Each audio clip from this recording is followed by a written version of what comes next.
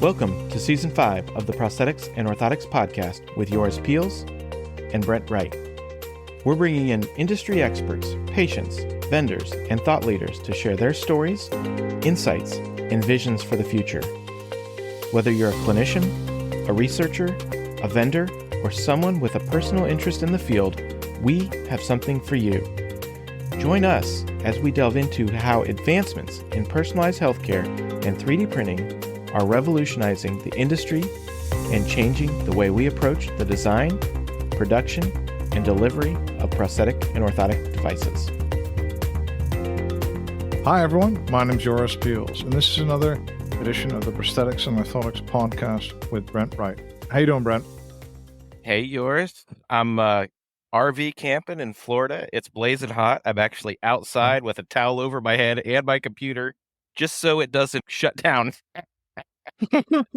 Okay, all right. Watch out. Be It's careful. a sight Lots to of behold. sunscreen. That's right. All right, man. But Okay, I do have a question for you, Joris, because you've been around a long time in the 3D printing realm, and I actually put a poll up this week on my LinkedIn. On a very frequent basis, people will reach out to me and say, "Hey, can I get an STL, or can I get that file or workflow?" What would you say to somebody that requests that? And a lot of times these are, random requests, people that I don't know anything about. And, a lot of the times they're asking for stuff that I've spent sometimes years developing. And what would you say to something like that? Like from your perspective, or Yeah, from my perspective, or even from your perspective, you might be like, "Hey, Brent, you are like super greedy, share the wealth," or is it, "Hey, you've worked hard for this. Let's figure out how to," I don't want to say monetize, but like how to make sure people get the value, I get the value, they get the value out of something like that. Yeah, I think it's really interesting because there's a lot of stuff that this is information asymmetry in our market, where there's a lot of stuff that new people don't know is valuable, and old timers will say know is valuable because they've struggled with it. So a lot of times the people don't really understand the value. They think it's much more like you're teaching them how to print, can go to Control P in in like kind of Windows or in a Mac, So they don't really understand that it's difficult. And a lot of people, like, traditionally will always see this as kind of a very proprietary kind of thing because they kind of, they had to bleed for it, let's say, or it cost them hundreds of hours. I would recommend that you either look at it if you can monetize it or not, because it is a huge inefficiency in our market. And if you can find a way to, for example, give a course to everyone how to do it, or wrap it in just a really simple video that gets you popular or something, that's much more kind of, the way I would recommend going forward. Because the other way, what we've seen happening is then just companies kind of making it a proprietary kind of workflow that's swallowed up by them. But we've always had this perennial problem that everyone uses different tools. There's no real understanding of what the best tool is, right? And no one ever, really knows what happens in these workflows, right? Because that's another thing we have to talk about is in these workflows, if you don't do it right, you might take something from centimeters and take it into inches or do all sorts of stupid stuff to it. So it could actually cause a lot of errors, right? So I don't know. It's a kind of an opinion thing. I think, if you could teach people and have them like you for it, I think that's always a good opinion. Write a book, do a course, do something like that with it.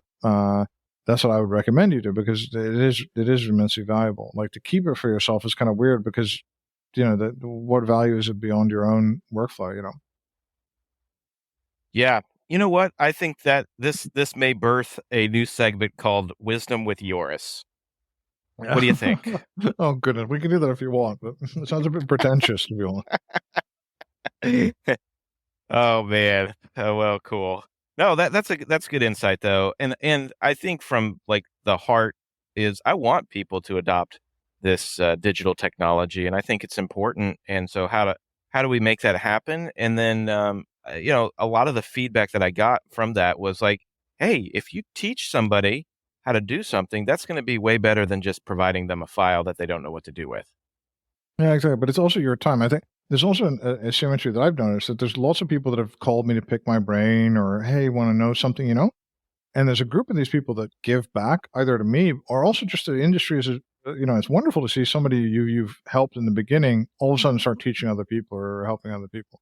But there's also people that only take, right? And they never give back, not to you, not to the community, not to anyone. Yeah. And so these kind of non-cooperative people, it kind of hurts you to help them because it takes you time and you never get anything back. The world doesn't get anything back, and it's kind of like a dead end.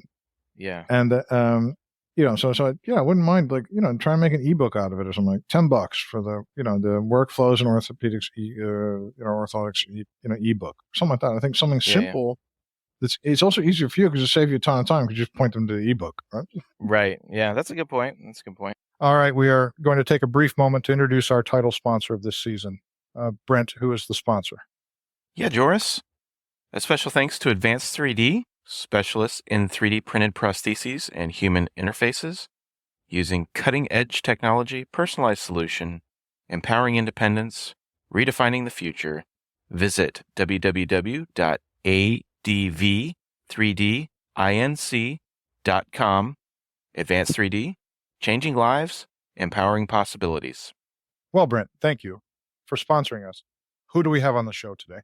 Oh, man. Well, I'm excited about this. We have Bartosz Rajewski from Poland. He started a company called Bionic, and he uses additive manufacturing to do a lot of upper extremity stuff, but he has started to dabble into the lower extremity, custom liners, which we've talked about before.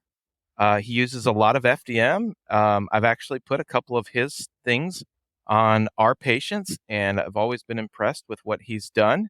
So I'm really excited for him to kind of share his journey of V-Bionics, specifically upper extremity. And then, he's kind of in this startup tech world as well. They're doing some app stuff and some other prosthetic and orthotic stuff. So I think that's pretty neat. Okay. Well, welcome to the show, Bart. Welcome, Bart. Hi, hello, guys. Thank you for having me today. I'm pretty excited. Okay, yeah, cool one. It's good to have you here today with us. So first off, how did you get involved with OMP? Yes, well, my background is engineering. I am a born engineer, basically. So a little bit different probably to other guys who are involved in this field.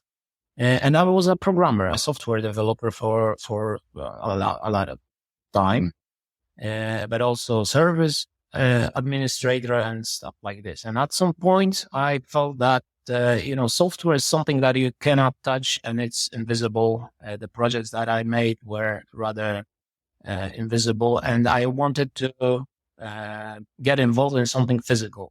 That was my personal reason why I searched for things that I could start doing. And it's a nice, it has a connection to your introductory discussion about the STL files and sharing them, because I found, you may know it, there was a great open source project by a team called Exi from Japan, and the guy, Genta Kondo, who these guys created a robotic hand powered by servos. And I got involved into that project by making that hand smaller. So I put my engineering skills and knowledge to make it smaller. And I started collaborating a little bit with them as well. And then then I had this feeling that, this field is quite interesting and there is a lot of technical space to go on and try to do new things.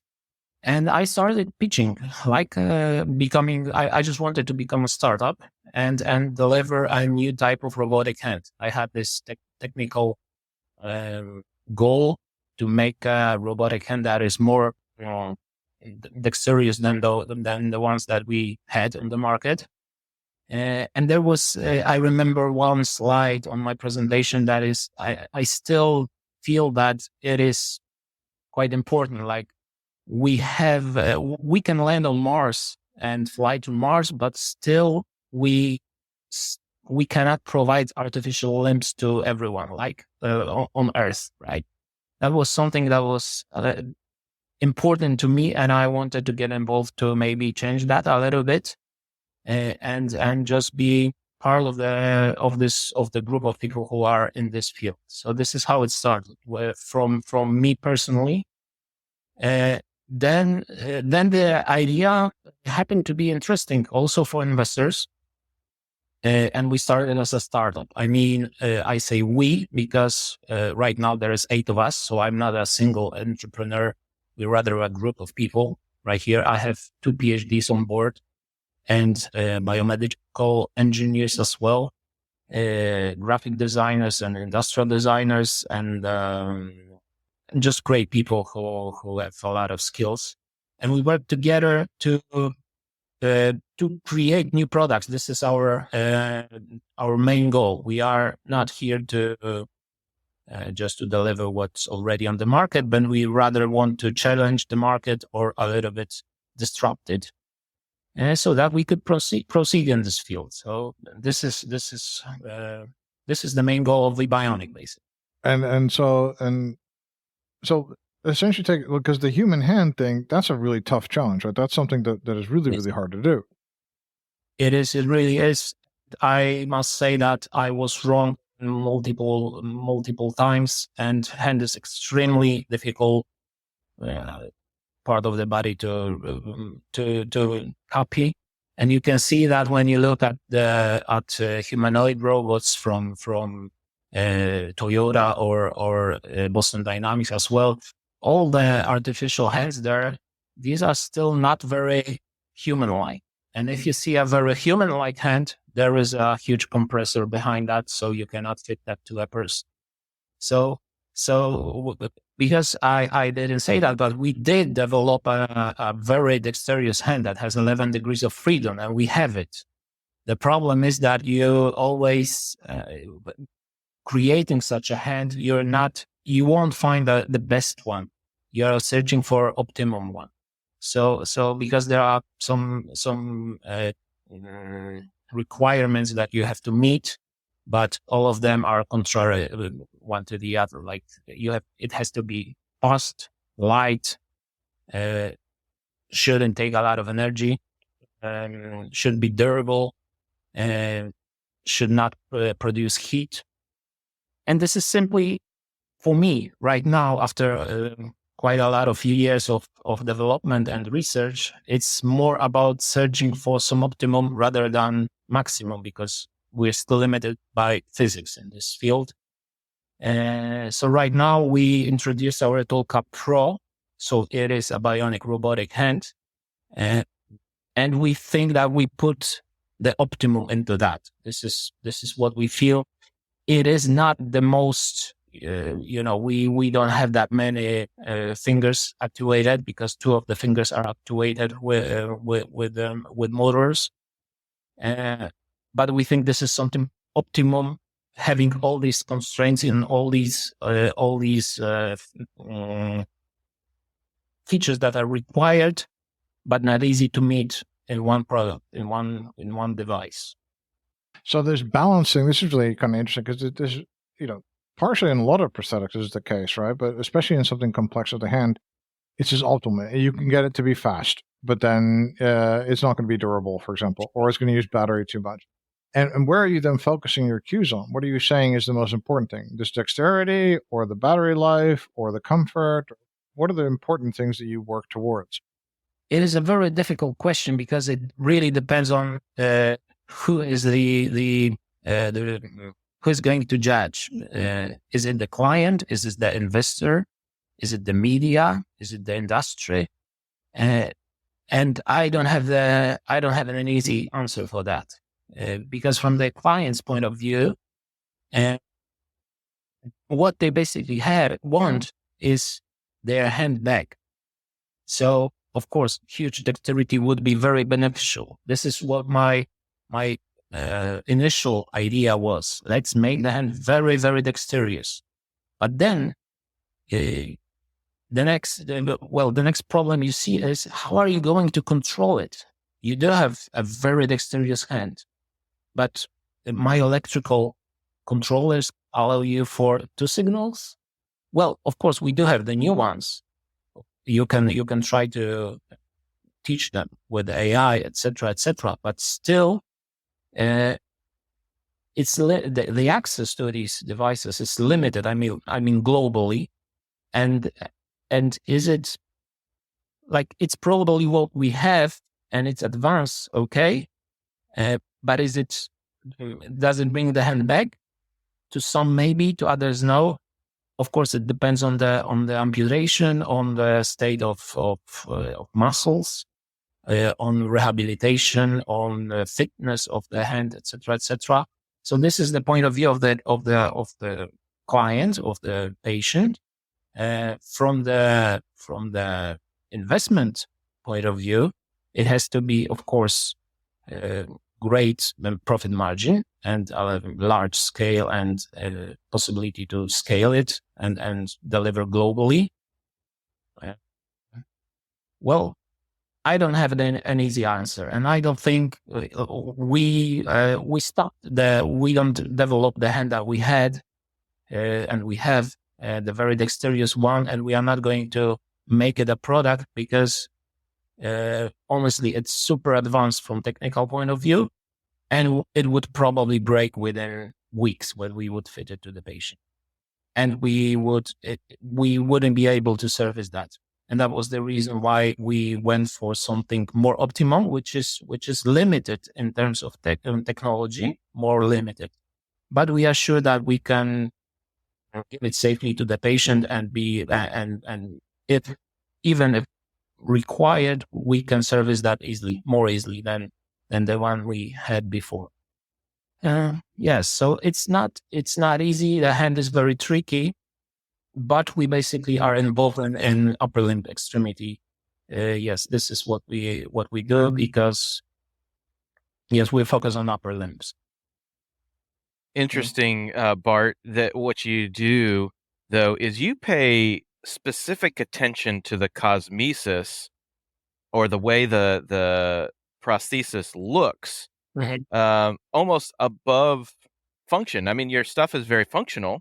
But you make these things look and feel good. Can you just share a little bit to our audience on why you have found that to be very important? Well, yes, this feature comes directly from clients, because with our experience, they do want the hand to look natural.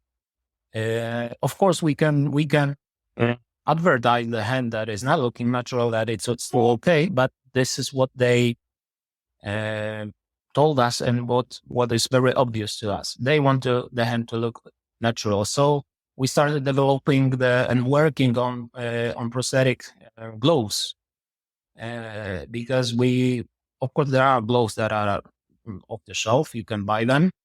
There are some problems with them with delivery and time you can get one. And these gloves are also limited in terms of sizes, skin tones, etc., etc. So we wanted to have something that we could make a lot faster, and that could fit our designs, because our designs, just like in every developing company, were changing rapidly. We had to have something that we can just have right away or within a week. So yes, this is probably one of our greatest assets. We can 3D print silicone details and have them very quickly, and all these details can come from 3D models. We tried ears, we tried nose, and we can just, of course, it started with prosthetic gloves.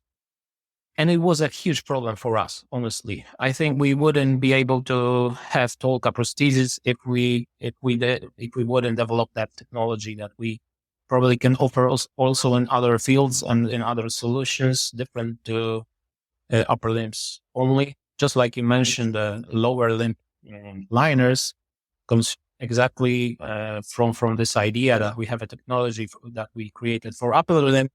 Let's try to deliver it also elsewhere. So talk to me about this silicone 3D printing stuff. How does it work? Well, I will be totally honest with you. I'm not very willing to share the technical matters about that. All I can say is that, I've been building printers for a long time. I've built my first 3D printers like 8 years ago, I guess. It was from the open source project, Event Robot, it was called. It was not very successful, but it did print. So that was my first 3D printer. Me as an engineer, I worked, I've been creating 3D printers as well. So I put my skills basically also in this field. So, but in the end, we do have ability to have the silicon models out of 3D, silicon products out of 3D models and have them fast. Well, yeah, that's just part of our, asset. And I know it's quite interesting. No, totally. It could be a very valuable thing for a lot of people, especially in our neck of the woods. What we're talking about, liners and all these other things, but also just as a standalone thing could be really valuable as well. But okay, so what other products do you have besides just the hand? What other things do you make? Well, we are focused on the upper limb. So we have the we call the hand Tolka. So it's like globally easy word to remember. And we have 3 variants of it. It's very basic one. So it's basically cosmetic glove with the infill. It's TPU 3D printed infill and our glove. It's just a cosmetic thing where you can select the color, of course, of the glove. Then we have, this is Tolka Basic. Then we have Tolka, which also has fingers that you can adjust and set the way you want. I guess Brent mentioned that because he already had that and fit the patient with it. So he knows how that works and how it is. It also, because I also had an idea. So if we want to progress and give something more to the industry, then we probably have to give a little bit more than is available and reduce the price a little bit.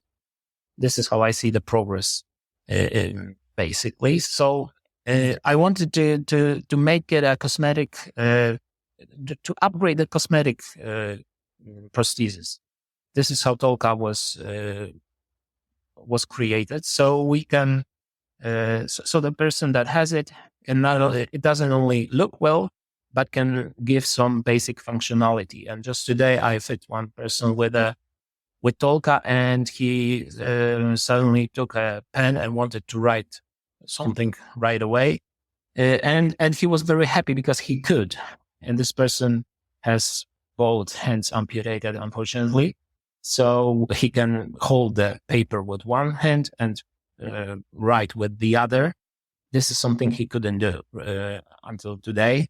So I, you can feel the patient that is satisfied and see how that works. And this is something very rewarding in this industry and in this field. And this is something, you are doing the right job. So he just set the fingers, put the pen in, and could suddenly write something. So this is the feature that gives our this is our basic product, Tolka. Then we also have the Tolka Pro, which is the Bionic hand. Bionic meaning controlled by the body, with Myo control, very classical one. But also we introduced voice control.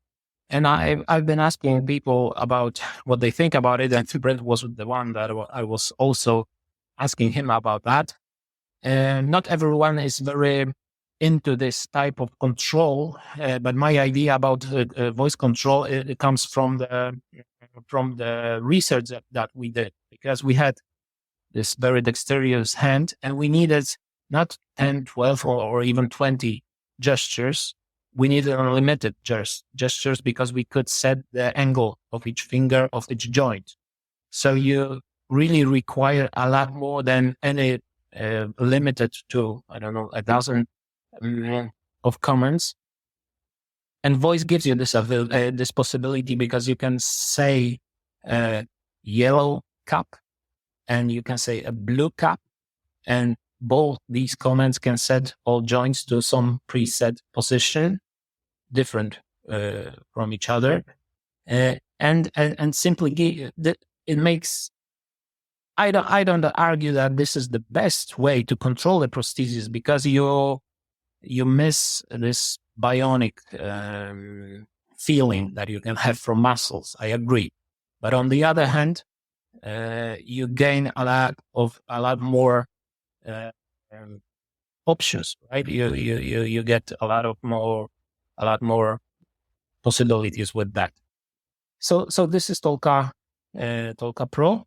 Then we have the liners, and the liners come from upper and lower extremity as well, because in some cases it's good to make a longer liner for upper limb as well, to fit it better and suspend it better. All of them are from 3D models. So the process is that we get the STL file that the technician can design whatever she wants. Some cushions can be added, and the design is totally up to the person who prepares that. And then within days, we just deliver it made in silicone and, well, with the color the person wants. So this is something that could be interesting. Yes, and it works basically. And we have quite a good feedback about liners.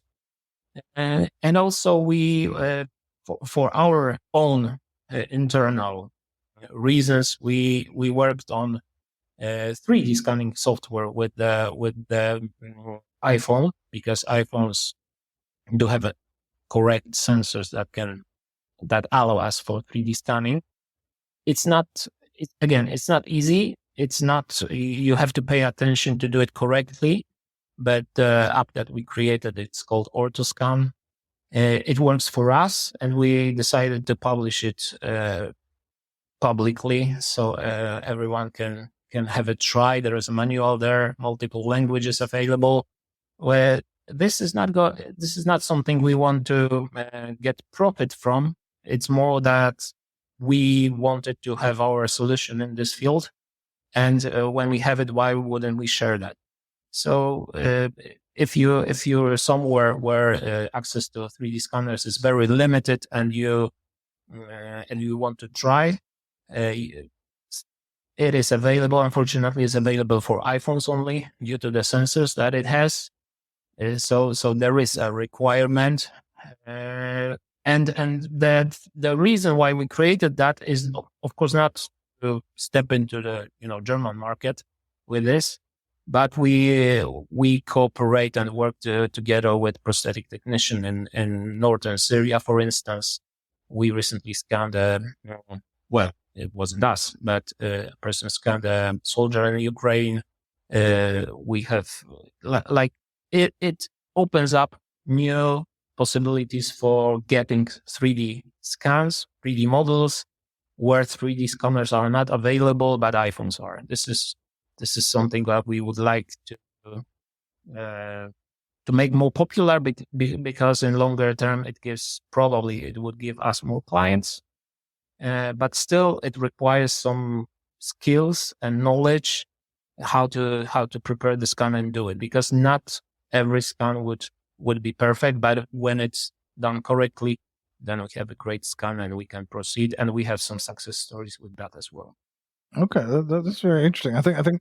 But okay, so the first thing is, like, you start off with this challenge, it's making this robot in your hand, and then, which is challenging enough. Then you make a silicone 3D printer. Then you're going to make this app. This is engineer's curiosity, right? Here, there, and I think it's really exciting. But does it also maybe? Do you think this adds to the complete product, or do you think it could also be distracting because you could be busy with all these things apart from your actual products? What you see in our journey here is also a track of mistakes, because we did make a mistake in assumptions with the very robotic and dexterous hands, I have to admit.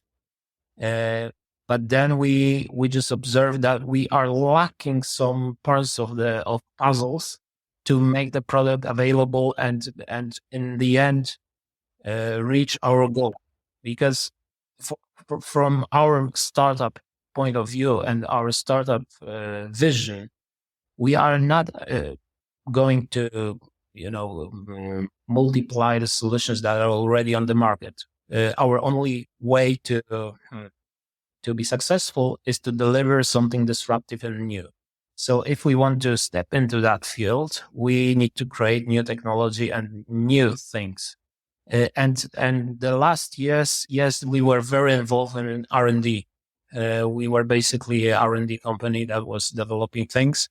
And I'm pretty happy that right now we can offer what we have and combine and offer products, create products, and be more focused on sales, because I'm confident that we can, because we're doing it and it's ready. But I totally agree that it was kind of risky to go that deep and create so many different things. But right now, I believe we have a closed ecosystem that allows us for creating something totally in a new way and interesting way.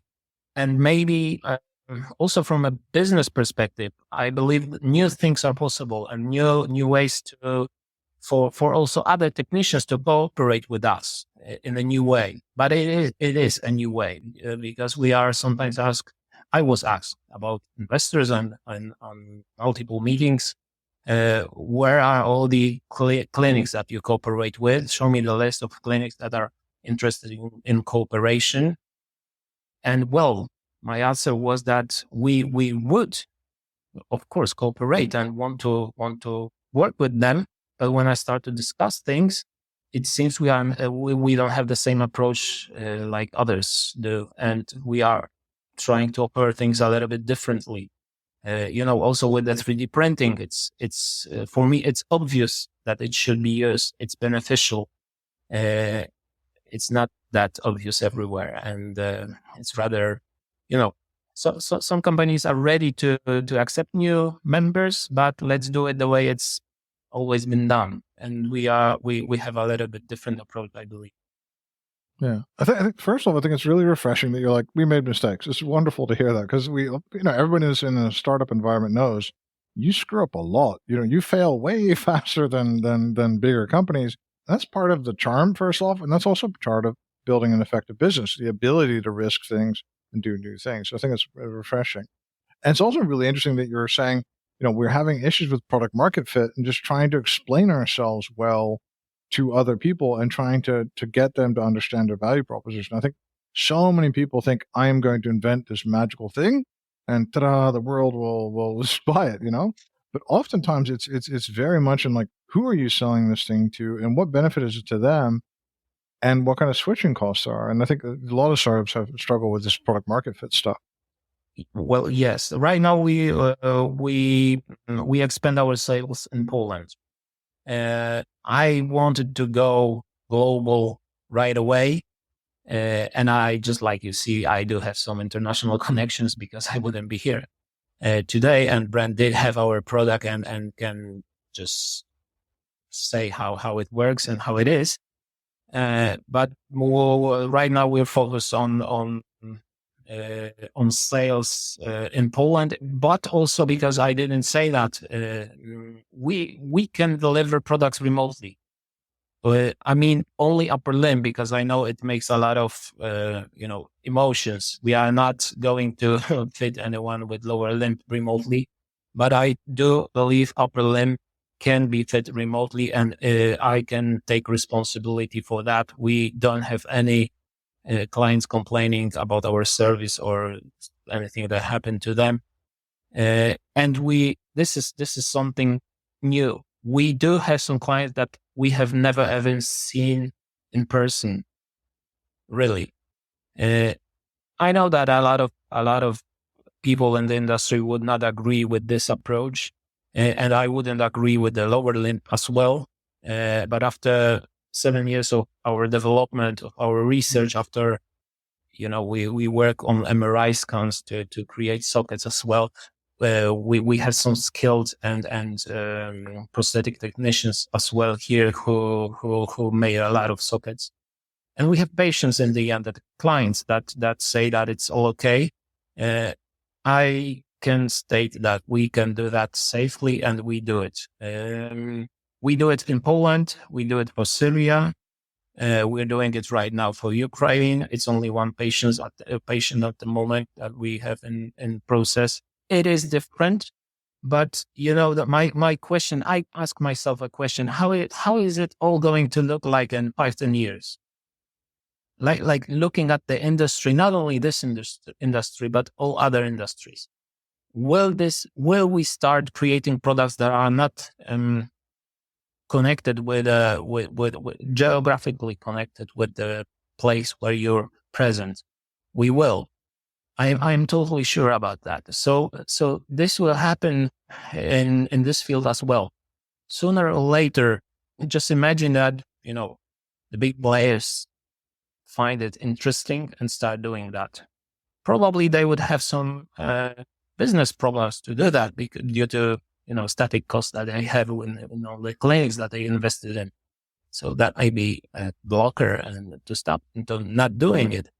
But I am 100% sure that this will happen sooner or later. So we will deliver products remotely, not only prostheses, but the IKEA is doing some chairs that are fit to your back. You can already buy some of them in Denmark, I guess.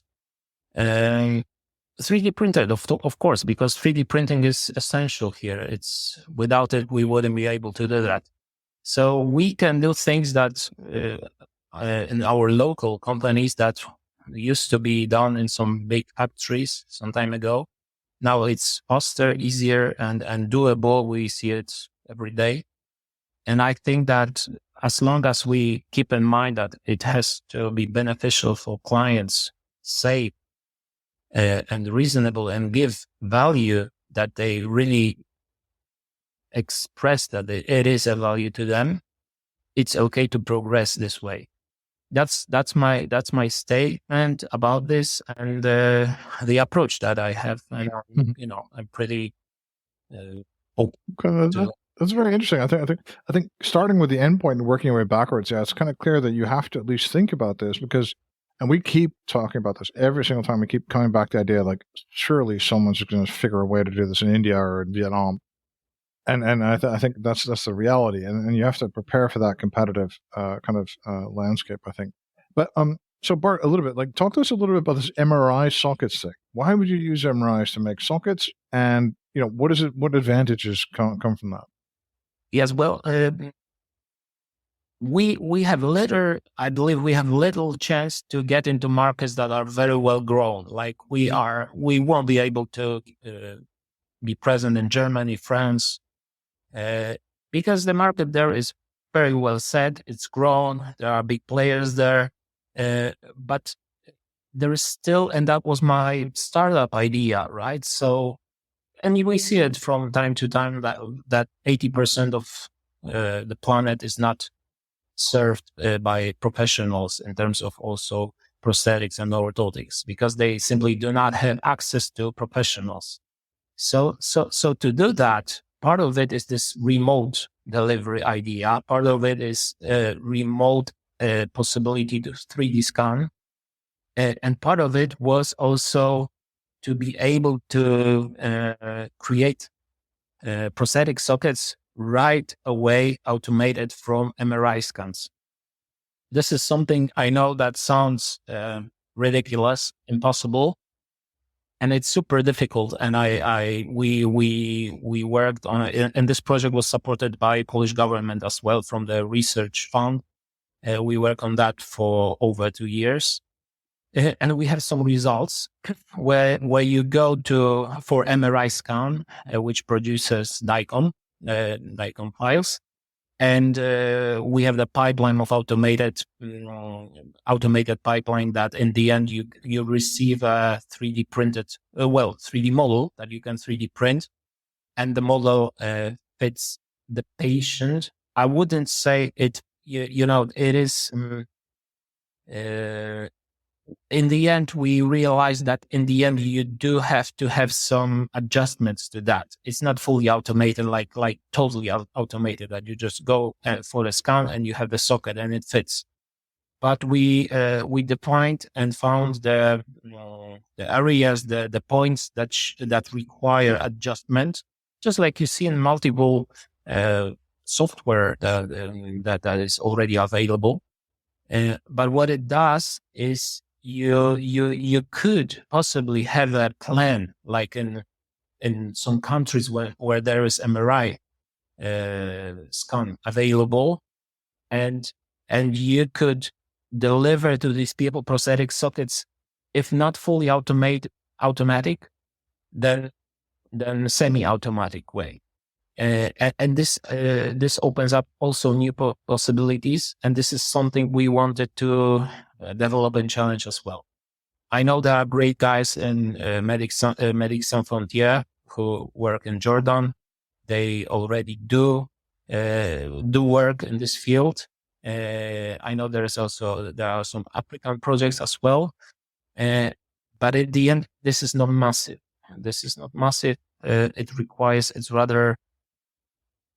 That was our engineering challenge to make it more available to others and try it. But just like you mentioned, we are challenging ourselves from a technical point of view. We are engineers. We are looking to implement technical solutions that are available elsewhere for the benefit of the field that we are focused on. Bart, when I hear you say some of the stuff that you're working on, some of it's very, very interesting, and definitely not traditional in the sense of what I know as a certified prosthetist. And some people may consider me a stick in the mud as far as I've been around for a little while. I don't necessarily say that I'm set in my ways, but I've been around enough to see technology come and go. And I just wonder from your perspective on, what you know about prosthetists, orthotists, what you see on social media and such, from an engineering perspective, even from a startup perspective, what would you say to somebody like me that is kind of stuck in their ways, giving me feedback on like, hey, there may be some options that you don't know about, and it's good to have an open mind. What would you say to somebody like me? I think it's not our idea, and our approach is not that we will not and don't want to exchange and say that what's been done and how it works is bad, because it's not. It's simply not. It will work the way it works. The classical ways of production and fabrication will work, and these are all totally okay. It's just that we and our background, we started with 3D printing. There was nothing before that in our case. So we are into that.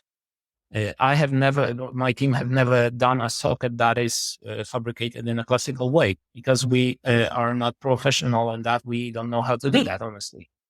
We know how to do that we have the knowledge how that's been done, but we started with 3D printing. We never did it in a different way.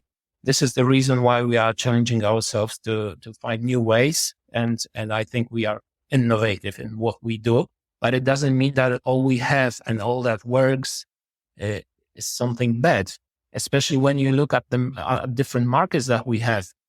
I don't even know that our office is located 300 kilometers from Berlin. But I'm not really interested in entering the German market, because I know there is absolutely no space for me there, because it works there. It works in terms of products available. It works in terms of reimbursement that's available there, companies that are there. And in the end, their German patients are satisfied with what they have, and they cannot probably get another 50% of satisfaction with our new approach. But on the other hand, just like we said, or just like I mentioned, we still have a lot of people in multiple countries. We have the Middle East, we have, Africa. These people have no access, or really, this is not an empty word. They don't have access, and they have no ways to get prostheses. I had some talks and discussions. Of course, money is always a problem. There is a huge demand in India, very big and growing country, and I guess also the market. There's been a huge disaster and earthquake in Turkey. There is a lot to be done, I think people are there. We just don't reach them well enough in terms of products, but as well as financing funds and in the end solving the problem that my startup was about to solve. So reaching people who have little or no access with new approach in terms of technology, using all the technology and knowledge that we have as engineers. That was our start, and this is still our value and strategy and idea. Would you say that, so, I mean, from what you're saying, especially like around the access and such, it sounds like one of the biggest holes to plug is this idea of education around the field of prosthetics and orthotics, and potentially the job of being a prosthetist orthotist. But with your technology, it sounds like with kind of these, if you have willing hands and feet on the ground tied with technology, the world becomes a little bit more flat and accessible. Is that a fair statement, or am I off on that? Yes, exactly. It is. We also have some global challenges everywhere. Like, I don't know if it's visible in the US, but in Poland, not too many people want to step into this field in a classical way and start learning that. People have so many ways to for their career that they are usually trying to find something different. It is not an easy occupation and work, isn't it? So it's not only in prosthetics field, but there is a lot of interest in automation. This is one way. I don't say this is possible. It is possible to automate it, but to find solutions that would fit also youngsters and young people who could step into that field. It's because I do know it's totally different in Poland in terms of certification and in terms of who works in this field. It doesn't mean that we have less worse service here, but it works. It simply works differently. And not too many people want to get involved in that. So maybe the solution is to spread the availability. Having we already have central fabrication in terms of fabrication, right? It comes from certified prosthetists, but then there is one place that produces their designs. Well, the next step would probably be that we would spread it also in terms of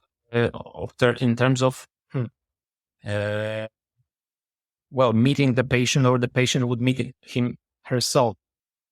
And I don't think it is France, Germany, the US. I think it is Middle East, Africa, it is India, it is probably South America, etc., etc. There are people there who still could benefit from technology and from fitting and having prostheses. Yeah, I think so. It's really cool. There's a lot of examples how, for example, the mobile phone is super empowering. Where over 1 billion people in relatively poor countries got that phone, and all of a sudden had much more access to information, much more access to trade things, to find out about things, to be in touch with family, that kind of stuff, and how they can then, things like there's like mobile wallet payments. A lot of these people are unbanked, but now all of a sudden they have a phone, and they have like things like, it's called M-Pesa and stuff like this. Things like these can make all of a sudden they all of a sudden can do digital payments, right, across an entire countries, entire continent. So there is like there are examples of this happening where technology can help leapfrog and inspire people. And I think that's a really good that's a really good portent for what you guys are doing as well. To make it clear, it's not that we don't work and do not cooperate with other technicians, because we do, and we are every technician is very welcome to work with us, because we do have solution for this type of cooperation. It's just that in our strategy, we also do have this idea of doing things remotely. And it is a bold statement, I know, but I think this is simply going to happen in this or the other way. there is a problem of money, of course, because we can say, and I do know that there is a lot of patients in Middle East, a lot of patients in Southern Turkey right now, isn't it? Because there was a huge disaster there. But it doesn't mean that we have a financial solution to fit them with prostheses. Even if you create a project there and find funds like NGO fund, the demand is still higher than what you can provide there, unfortunately. I think there's ways around this as well. I mean, I think if we look at the mobile phone example as well, that went to millionaires, then it went to policemen and stuff like this. Then it went to business people, and then as the cost came down by selling to the most advanced users. And that kind of same mechanism hasn't really been happening for prosthetics. It's kind of like because a lot of things are manual labor and the reimbursement and stuff is really inefficient. But that something like that could happen. Or you could do more. I'm a huge fan of Prolahad's The Fortune at the Bottom of the Pyramid. Yeah, there is a market, and if you can find out a way to make it radically cheaper, then maybe, you could unlock that market and make a lot of money that way, rather than rely on grants and things like that. Well, that is a problem, because I know that the financial possibilities of, people in India or Africa, and unfortunately, this is way below what we could accept as a company to offer our product, unfortunately, at the moment. But our core comes from engineering, and I really believe that engineering and technologies should benefit us. We should get what's possible from technology, and engineers, this is their mission, to deliver things that improve our lives, right? So this is why we focus on that, and really we are stubborn in searching for ways to prevail. And it is a mixed business model, because we have to incorporate a classical one, but also, we should be disruptive, because otherwise nothing would change, honestly. So if we want to change something, then, I have to be bold and state what I say. Okay, I think so. But there's also a lot of hope there to kind of like sell into this growing market and sell into the kind of, to sell into this market.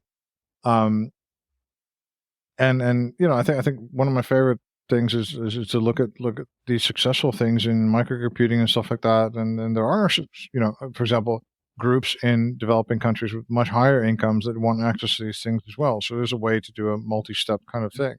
But I do think what you guys are doing is absolutely fantastic. I think, and then also I think there are, you say all the time that you don't want to focus on Germany and stuff like this. But I think your hands, for example, these silicone hands that you guys are doing are absolutely spectacular. I mean, I think that's something that maybe, you could find a market for in across Europe or in other countries as well. Well, yes, maybe probably when we grow a little bit, that could be possible. I just know how much investment it requires to be present in Germany and just start being present there, because you have to build a relationship with all these people there. And honestly, there is a company that is ruling this market. So, and it's big. So I don't know. Maybe we could. At the moment, it is very nice, because this is also a part of my idea. It was part of my idea, so that we could create a product that is good enough and looks well enough to be noticed and be, maybe even offered in more demanding markets.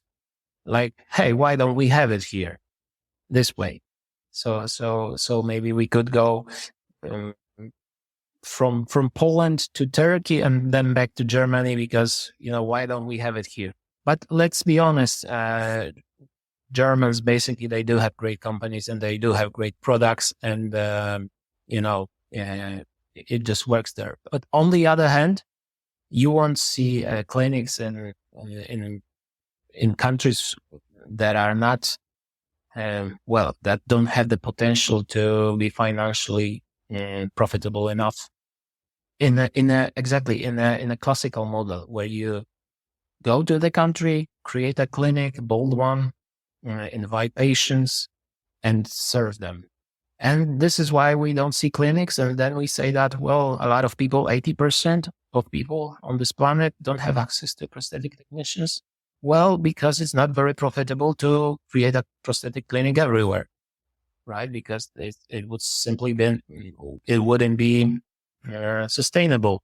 So it's not available and it's not present. That's pretty easy. Well, I think it's absolutely fantastic what you're doing, Bart. I think it's really exciting to see. I'm going to totally try out your app to scan my feet and stuff. And I think the hands look amazing, and also the liners also look really great. And I hope you guys really get to build out the technology some more, because I think there's really very disruptive stuff there. So thank you so much for being with us today. Thank you very much, and thank you for having me. And it's interesting in discussion. And Brent, thank you for being here today as well.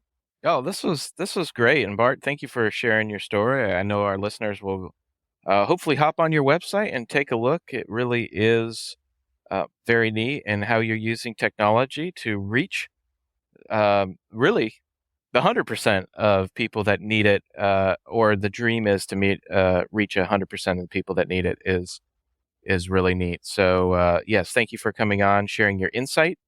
And I hope our listeners, and I know they will, take something away from it today.